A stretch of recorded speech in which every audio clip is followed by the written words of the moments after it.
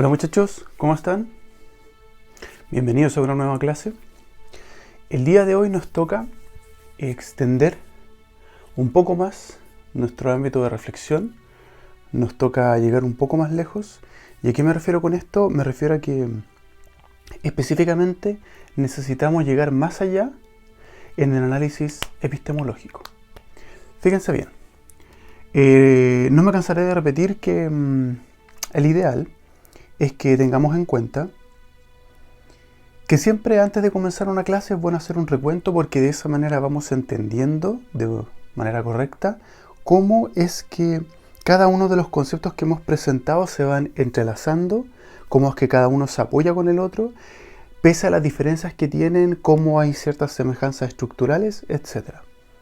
¿Qué es lo que hemos visto hasta el momento? Estamos viendo el tema de la epistemología, ¿cierto? Ese es nuestro tema central, el tema de la epistemología. ¿Qué es la epistemología? El estudio del conocimiento. Dentro de la epistemología y el estudio del conocimiento hemos tomado una posición, es decir, no lo hemos analizado de cualquier manera, lo hemos analizado de una manera específica, y esa manera, mediante la cual la hemos analizado, es las definiciones. ¿Qué quiere decir esto? Quiere decir que nosotros vamos a entrar, profundizar y ser cada vez más rigurosos en todo este ámbito del estudio del conocimiento en la medida que vayamos definiendo correctamente cada uno de estos conceptos. Ahora, hay más de una manera de poder definir. La manera de definir que nosotros hemos escogido es la definición por condiciones. Exacto. La definición por condiciones. ¿Qué quiere decir esto? Si nosotros lo damos vuelta, lo que hemos estado haciendo es definir por condiciones el conocimiento en el marco de la epistemología. ¿Cuál es el resultado que eso nos ha entregado? El resultado que eso nos ha entregado hasta el momento es que tenemos una postura de conocimiento teórico y tenemos una postura de conocimiento práctico. Entonces, nuevamente, hemos estado definiendo mediante condiciones el conocimiento tanto en su versión teórica como en su versión práctica. ¿Cuáles son las condiciones del conocimiento teórico? Como se han visto en todas las actividades y las cosas que se han hecho hasta ahora, es la creencia, la verdad y la justificación. ¿Cuáles son las condiciones del conocimiento práctico? Son la acción, la correctitud y la habilidad. Este es el mapeo de lo que llevamos hasta el momento. Lo único que podríamos agregar es que respecto a este tema, nosotros en la última clase vimos una especie de versus, por decirlo de cierta manera, entre ambas formas, llegando a la conclusión de que hay dos perspectivas, tanto el intelectualismo como el anti-intelectualismo. Y esta es la discusión filosófica en la relación de estas dos maneras de conocer. Este es el panorama que tenemos ahora. Si ustedes lo piensan bien, hay una actividad más o menos grande. Se puede pensar que todas las actividades pequeñas que han estado haciendo son una actividad grande que permite englobar todas estas cosas, todos estos conceptos, y de alguna manera se pueden ver como que todas las actividades que han hecho han aportado al análisis de una disciplina. Exacto. De una disciplina. En el fondo, el centro acá está en las disciplinas, porque cuando tenemos una disciplina, ya sea una disciplina más intelectual, una más práctica, todas, a pesar de que creamos que unas están aquí u otras están más allá, siempre involucran factor de los dos lados y siempre están aportando a una comprensión epistemológica más profunda. Por lo tanto, las disciplinas las hemos analizado desde este punto de vista mediante la actividad y también desde acá. En este marco, uno podría pensar, yo creo que la tarea está lista. Yo creo que ya con todo el análisis que tenemos, incluso con la discusión filosófica, el orden de los argumentos, ¿se acuerdan? El orden argumental con el cual hacemos las inferencias, todas esas cosas nos permite pensar que ya estamos listos, ¿o no? Esa es la pregunta que nos tenemos que hacer. ¿Estamos listos o no estamos listos para analizar una disciplina? Pareciera ser que sí, y pareciera ser que estamos listos porque tenemos una profundidad muy grande que incluso a veces nos obliga, mediante el estudio de las condiciones, a entrar, a analizar y descubrir cosas que ni siquiera habíamos considerado antes. Pero aún así, pareciera que algo nos falta. Aún así, pareciera que algo nos falta. No sé si lo pueden ver, pero hay algo que nos falta aún. Y eso es exactamente lo que tenemos que ver a continuación. ¿Qué es aquello que nos falta? Si lo pensamos bien, si lo pensamos profundamente, cada paso que hemos dado en la discusión, cada paso que nos ha permitido avanzar en el análisis, cada paso con el cual llegamos a un nivel de profundidad mayor y vamos armando cada vez un mapa más y más grande en la epistemología que estamos analizando, se ha dado en cada una de las instancias desde que empezamos a ver la condición de creencia hasta que vimos la discusión filosófica en las formas de conocimiento práctico y teórico, siempre ha sido, y esto tiene que quedar muy muy claro, siempre ha sido el contraargumento. Y esto me voy a permitir explicarlo una vez más. El contraargumento. En filosofía analítica, es decir, en aquella corriente filosófica anglosajona en la cual la construcción de la disciplina misma de la filosofía avanza argumentalmente, es decir, ordenando premisas, conclusiones, inferencias, etc., y también mucho con el trabajo interdisciplinario en relación a las ciencias y otras cosas así, el contraargumento es clave. Y quiero que entendamos por qué el contraargumento es clave. El contraargumento es clave porque cuando nosotros tenemos, por ejemplo, una cierta teoría, nosotros esperamos que esa teoría, por ejemplo, abarque diferentes fenómenos. Fenómeno 1, fenómeno 2, bueno, lo escribo con P, perdón, porque concepto en inglés. Fenómeno 3. Es decir, esta teoría debería abarcar todos estos fenómenos. El contraargumento consiste en lo siguiente. Mira, yo creo que si tú consideras que todos estos elementos que están acá forman parte de tu teoría, nosotros deberíamos suponer que este elemento que está acá también forma parte de tu teoría. ¿Por qué entonces, dado la definición que hiciste, no está abarcado? Y uno lo mira y dice, wow, en realidad ese elemento debería formar parte de mi teoría, pero no está incluido. ¿Y por qué no está incluido? Probablemente no está incluido porque todavía nos falta perfeccionar la teoría, nos falta agrandarla. Es como si borráramos aquí e hiciéramos crecer la teoría hacia otra parte. Y una vez que fuera más profunda, entonces ahí permitiría abarcar correctamente el fenómeno que se nos presentó. Este hecho de presentar un nuevo fenómeno y mostrar que nuestra teoría todavía puede ser perfeccionada aún más, es aquello que podemos denominar el contraargumento. Eso es un contraargumento. Este es el contraargumento. Esto que está acá. Y es justamente este elemento el que nos permite avanzar.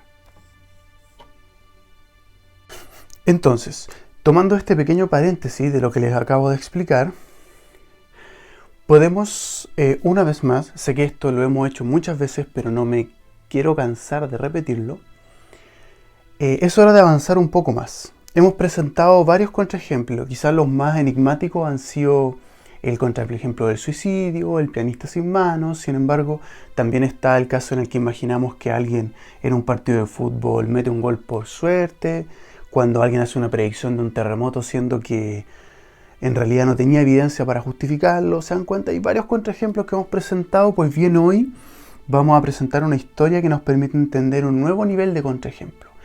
Quiero que me sigan bien, quiero que me sigan parte por parte, porque el ejemplo que voy a proponer ahora es un poco enredado, sin embargo condensa de manera relativamente intuitiva lo que tratamos de decir con esto. ¿Por qué deberíamos pensar que hay una nueva forma de conocimiento? Fíjense bien.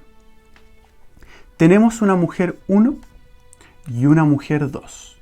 Mujer 1 y mujer 2 son hermanas. La mujer 1 es una mujer que, dado su profesión y su historia de vida, se ha dedicado por más de 20 años al cuidado de los niños y de los jóvenes. Podemos imaginar que es enfermera, que es profesora, que es cualquier profesión en la cual los niños y los jóvenes estén involucrados. Ella ha trabajado durante mucho tiempo. Mujer 2 no tiene una profesión respecto al tema, pero tiene hijos. Tiene varios hijos. Podemos decir, por ejemplo, que tiene 3 hijos.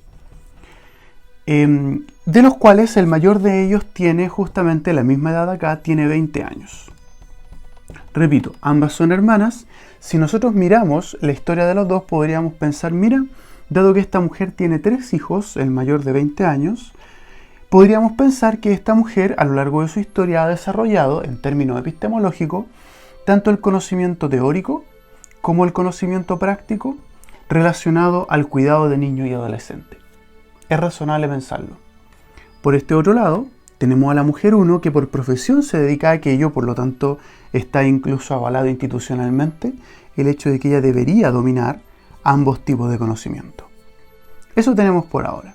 Este es el inicio de nuestra historia. Sin embargo, un día, mujer 2 sufre algo terrible. ¿Por qué? Porque uno de sus hijos sufre un accidente. Y producto de ese accidente, el hijo mayor, el hijo que tenía 20 años, muere. Dado la muerte de su hijo mayor, mujer 2 termina por sufrir muchísimo. Y este es un concepto clave. Ella empezó a sufrir. Y sufrió durante mucho tiempo. De hecho, estuvo sufriendo durante tanto tiempo que ya habían pasado más de 6 años. Y ella todavía seguía sufriendo. En esta circunstancia, en la circunstancia en la que luego de haber muerto el hijo habían pasado muchos años y todavía la mujer sufría mucho, mujer 1, que es la hermana, recordemos de mujer 2, se acerca y entonces mujer 1 le increpa y le dice, oye, no tienes por qué seguir sufriendo, no deberías seguir sufriendo, ya ha pasado tiempo, hay que dar vuelta a la página, etcétera, etcétera, etcétera. A lo cual mujer 2 responde, no me hables porque en el fondo tú no sabes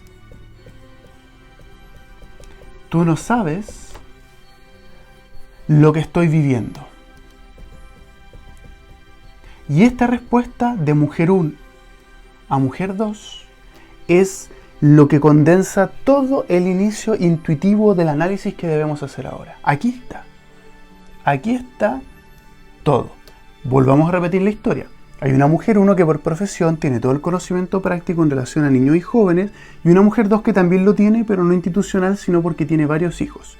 Un día su hijo mayor de 20 años muere, producto por lo cual la mujer comienza a sufrir mucho. Luego de 6 años, ella sigue sufriendo. Y cuando su hermana le increpa y le dice, no debes seguir sufriendo, ella le responde, no me hables tú porque en el fondo tú no sabes lo que estoy viviendo.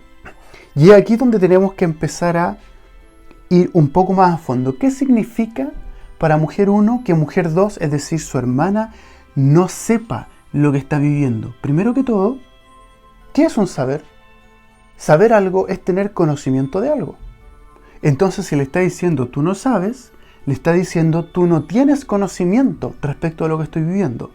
Desde el momento que dice esto, nos importa, porque está en una clase sobre conocimiento, sobre epistemología. Entonces, si la mujer está diciendo tú no sabes, eso quiere decir tú no tienes conocimiento. Tú no tienes conocimiento.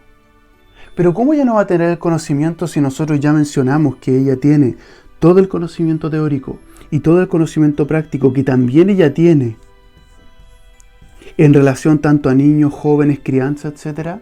Es decir, tener un hijo, ya sea pequeño o sea mayor, involucra un montón de teoría, ella lo maneja, también requiere un montón de práctica, que es cuando uno convive con ellos, las acciones, las habilidades, la correctitud, todo, pero ella también lo tiene porque de hecho ha trabajado. Entonces, ¿por qué la hermana le dice, tú no sabes lo que estoy viviendo? Si ella efectivamente sabe teórica y prácticamente todas las cosas relacionadas a la vida de un hijo porque ella trabaja en eso. ¿Me van siguiendo? Ahí estamos entrando. ¿Por qué dice que no sabe? Y ahí está la pregunta. ¿Por qué dice que no sabe?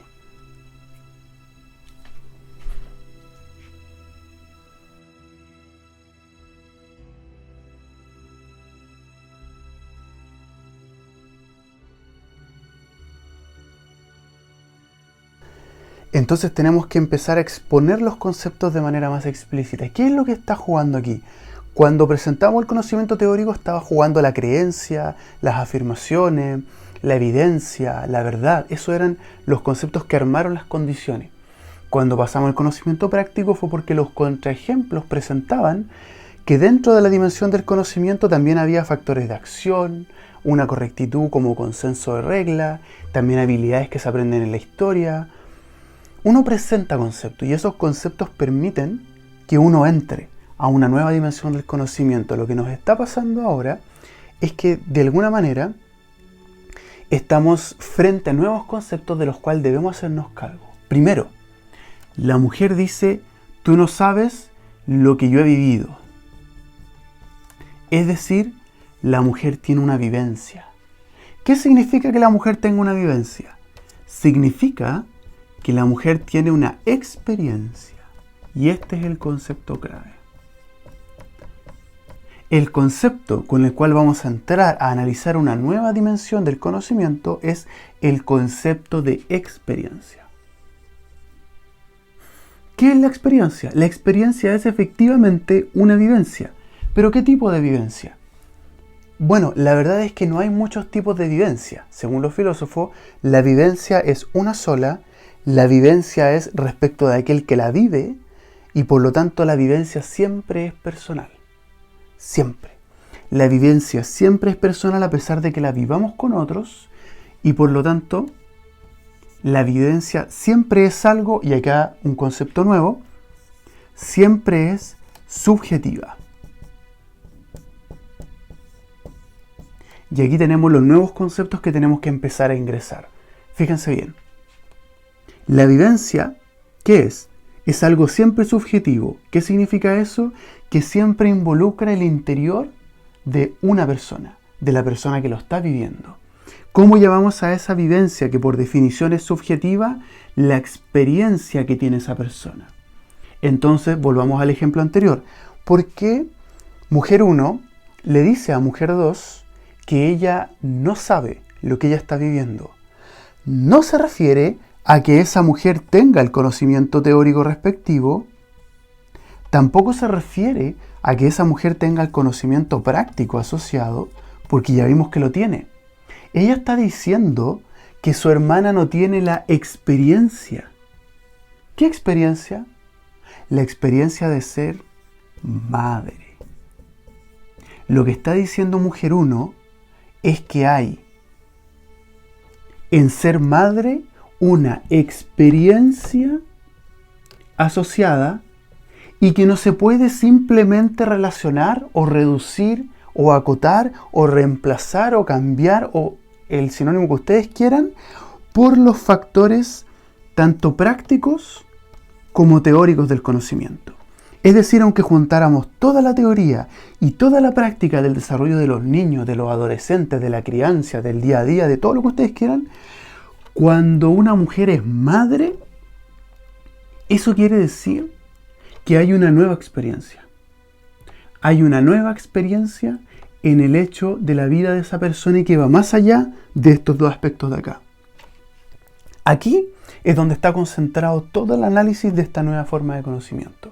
En entender que dado el contraejemplo que hemos propuesto de una mujer que vive cosas que la otra persona no vive y que producto de vivirlas, es decir, de hacer parte de su subjetividad una experiencia, entonces pasa a saber, a conocer, que son el objeto de la epistemología, el conocimiento, cosas que no se reducen ni a la teoría ni a la práctica, que son aquellas cosas que venimos viendo.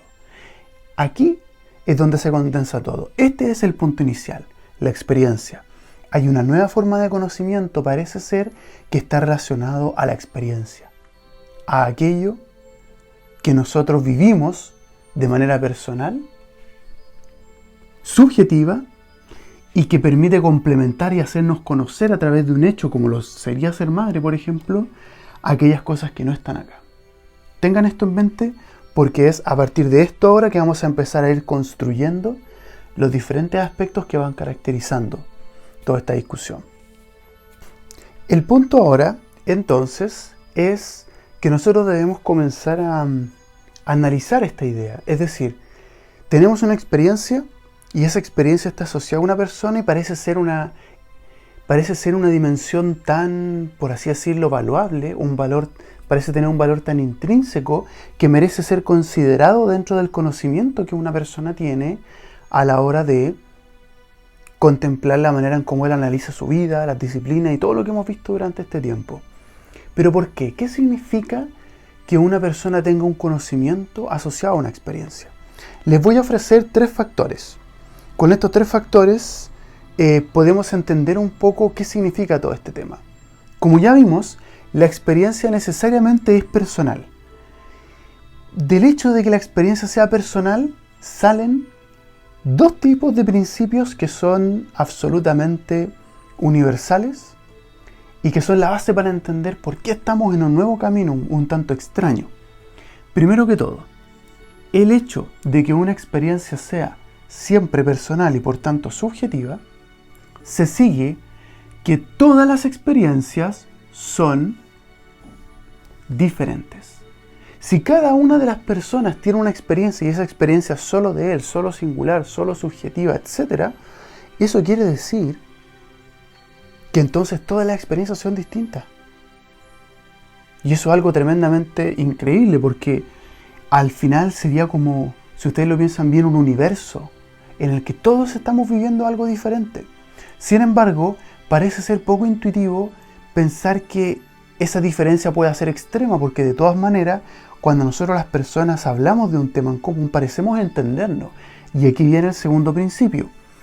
A pesar de que todas las experiencias son diferentes para todas las personas, hay experiencias que son similares. Es decir, todas las experiencias son diferentes, pero igual hay ciertos grupos de experiencias que se van viviendo en ciertos contextos que van siendo similares a otras. Son diferentes, pero no son demasiado diferentes. Y cuando no son demasiado diferentes, podemos entender que son similares. Y cuando son similares, podríamos en el lenguaje común tender a decir que son las mismas, inclusive si asumimos que no son las mismas. ¿A qué me refiero? Justamente a lo que veníamos hablando. Por ejemplo, ser madre es uno de aquellos aspectos en los cuales cada mamá siempre vive una experiencia única. Sin embargo, por el hecho de ser madre, vive cosas parecidas a otras madres. Entonces, ser madre termina siendo algo único y a la vez algo de lo cual se puede hablar con otras personas. ¿Con quiénes? Bueno, con quienes también han sido madres. Porque ahí viene la similaridad. Ser madre no puede ser similar a otra cosa. Esa es la gracia de la experiencia, que es única a cada persona y similar solo a aquellos que son parecidos. Ahora, ustedes me dirán, bueno, pero si todas las experiencias son únicas y son similares unas a otras, entonces prácticamente todo es conocimiento. Todos vivimos cosas, todos experimentamos cosas y todas esas experiencias son distintas y parecidas a otras. Sí, tienen toda la razón, efectivamente. Si dejáramos estas 2 condiciones sería así. Pero vamos a poner una tercera condición, por así decirlo. Estas no son las condiciones propias del conocimiento teórico, pero son las condiciones que estamos viendo como característica. Para que exista un conocimiento experiencial, lo voy a decir de esa manera, para que exista un conocimiento experiencial, tiene que haber unicidad de la experiencia, similaridad de esta experiencia respecto a otras, pero también tiene que haber exclusividad. ¿Qué significa esto? Vamos a poner el siguiente ejemplo. Fíjense bien.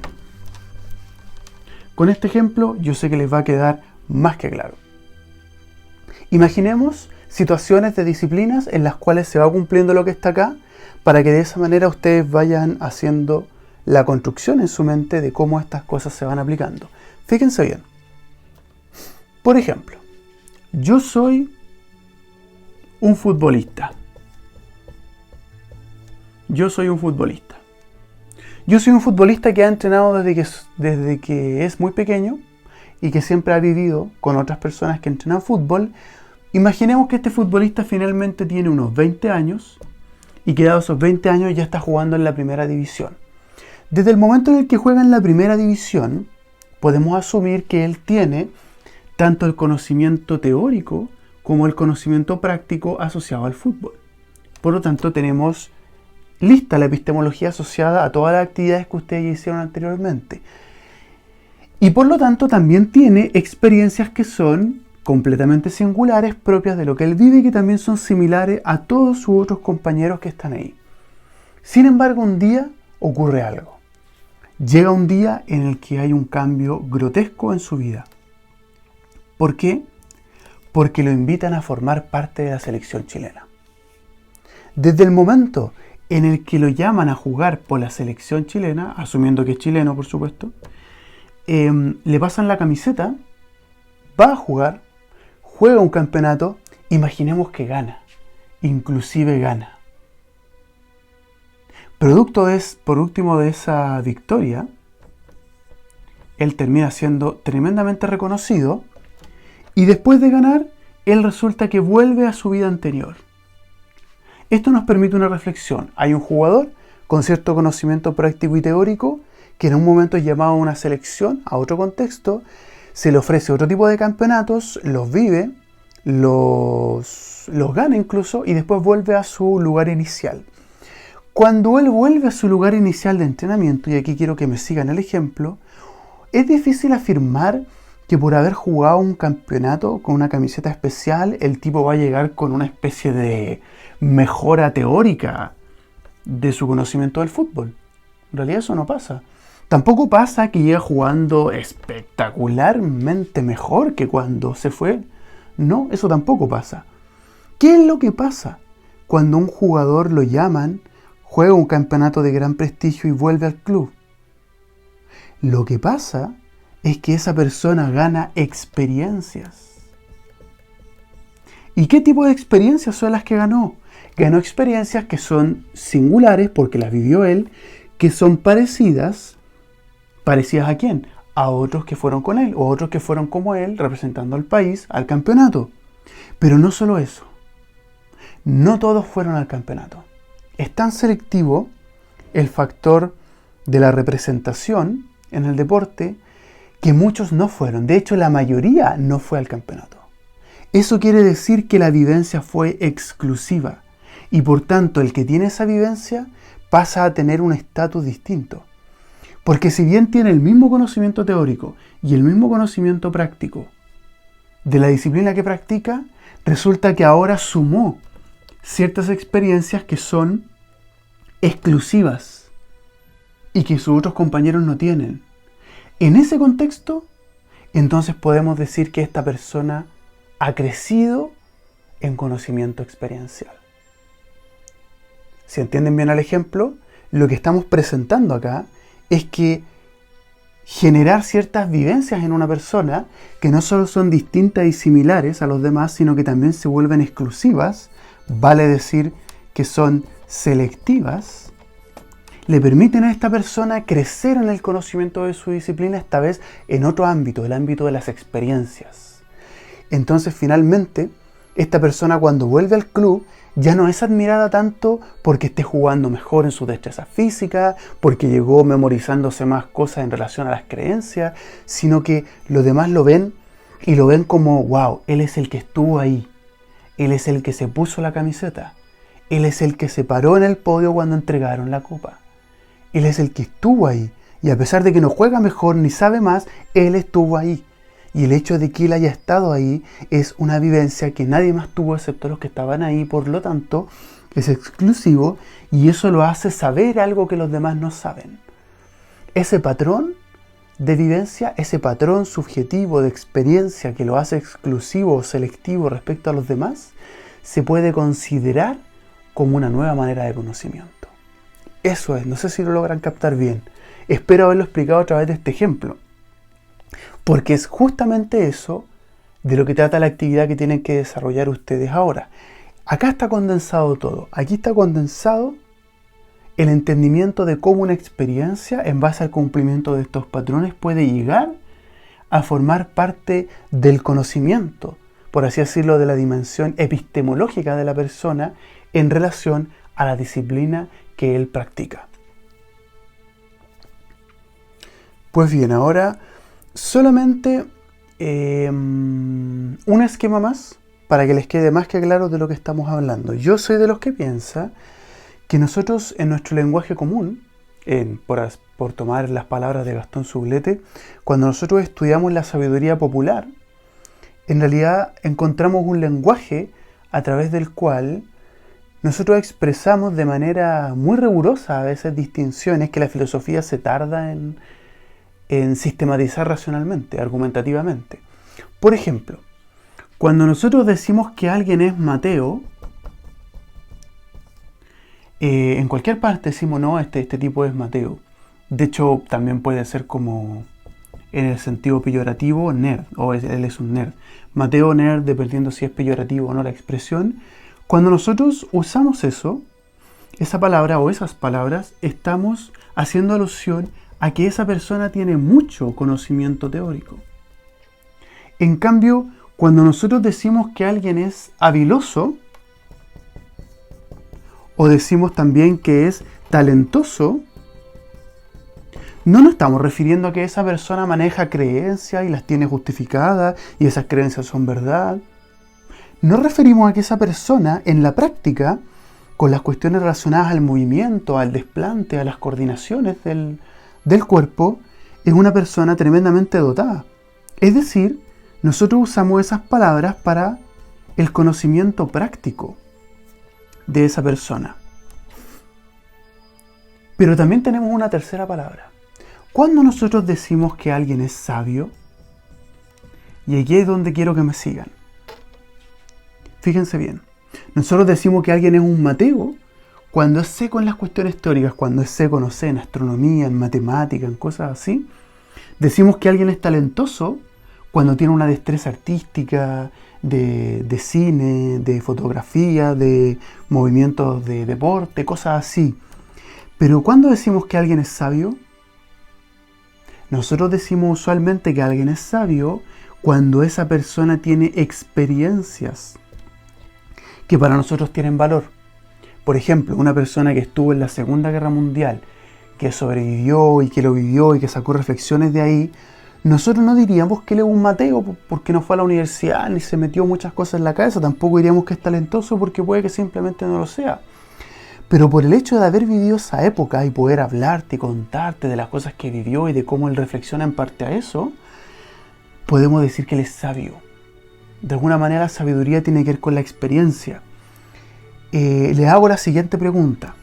Cuando nosotros vamos a la universidad nos encontramos, por ejemplo, que algunas veces hay personas mayores, no sé, de casi 60 años, que tienen un conocimiento práctico y teórico que algunas veces es inclusive equivalente al de un joven de 30 años. Algunas veces eso pasa. ¿Y por qué entonces ese caballero es el decano de la facultad y no lo es un joven de 35 años que quizá incluso a veces tienen más talento y más teoría que la persona mayor? Bueno, dejando de lado temas de interés político, etcétera, que algunas veces son el motivo, yéndonos como a la perspectiva meritocrática, ¿por qué una persona mayor debería ser la encargada de un puesto tan importante? Si lo pensamos bien. Bueno, es porque no estamos mirando solo el talento ni estamos mirando solo la teoría, si es un Mateo o no. Estamos mirando cuáles son las experiencias que esa persona nos ofrece para ejercer su cargo correctamente. Y es ahí lo interesante. Las experiencias también tienen un valor epistémico. Las experiencias también forman parte de la dimensión del conocimiento. Cuando nosotros queremos hablar del conocimiento, tenemos que hablar de cómo se relacionan estas tres cosas. ¿Por qué? Porque la experiencia también la valoramos. Nosotros valoramos una persona sabia, alguien que tiene experiencias que son no solo singulares, similares, sino también exclusivas. Cuando alguien vive algo que los demás no han vivido, de tal manera que se presta como que posee una experiencia que los demás no, parece saber cosas que los demás no y por tanto tiene un conocimiento que los demás no. Y esa sabiduría también la valoramos. Y es sobre eso que ustedes tienen que hacer la actividad a continuación. Porque si ya tienen un trabajo riguroso en las formas anteriores de conocimiento, ahora lo que van a tener que hacer es profundizar específicamente en esto. vamos a tener que agregar esta dimensión. Ahora la pregunta es, ¿cómo exactamente es que debemos agregar esta dimensión al análisis? Pues bien, la manera en cómo lo deben hacer es una propuesta, esto ya es un poco más personal, pero personal no arbitrario, personal en el sentido de que la experiencia académica que yo tengo, por así decirlo, me muestra que esta es una opción tremendamente útil. Esto va a ser un pequeño paréntesis antes, por así decirlo, de empezar la actividad concretamente. Cuando nosotros hablamos de la experiencia,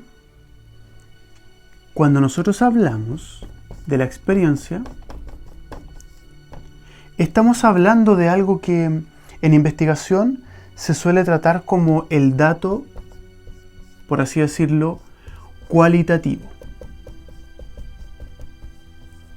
Es decir, cuando nosotros hacemos investigación, esa investigación, si el objeto que tiene es las experiencias de las personas, entonces se dice que esa investigación es cualitativa usualmente. Es muy raro tratar como de ejercer cuantitativamente el estudio sobre una experiencia. Yo creo que hay personas que lo han intentado, pero no es usual. La segunda perspectiva, entonces, para que lo sepan, se llama cuantitativo. ¿Qué es lo cuantitativo? Lo cuantitativo usualmente es lo que se usa para medir los hechos.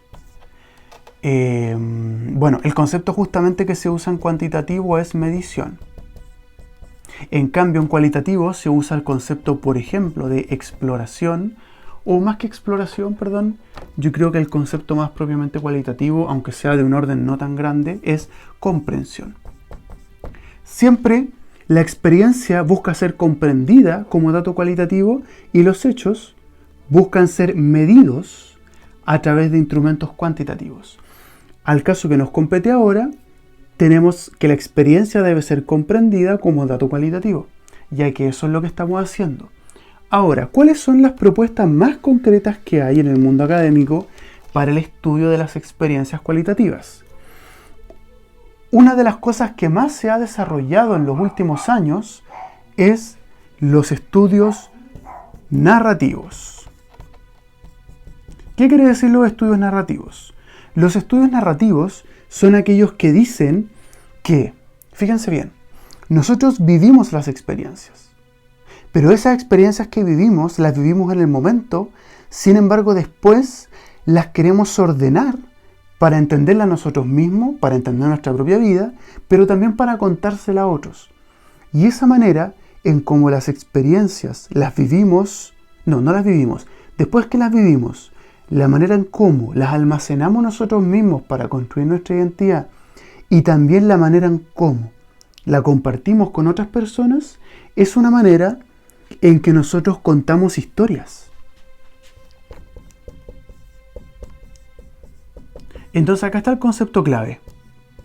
Nosotros a través de historias tratamos de hacernos cargo de las experiencias que vivimos. Y eso va a ser exactamente lo que van a tener que hacer ustedes a continuación. Ustedes vienen analizando las disciplinas. Y esas disciplinas lo que buscan es permitir una ejemplificación rigurosa de todas las condiciones que componen cada una de las formas del conocimiento. Ya lo han hecho, han visto las 3 condiciones del teórico, las 3 condiciones del práctico.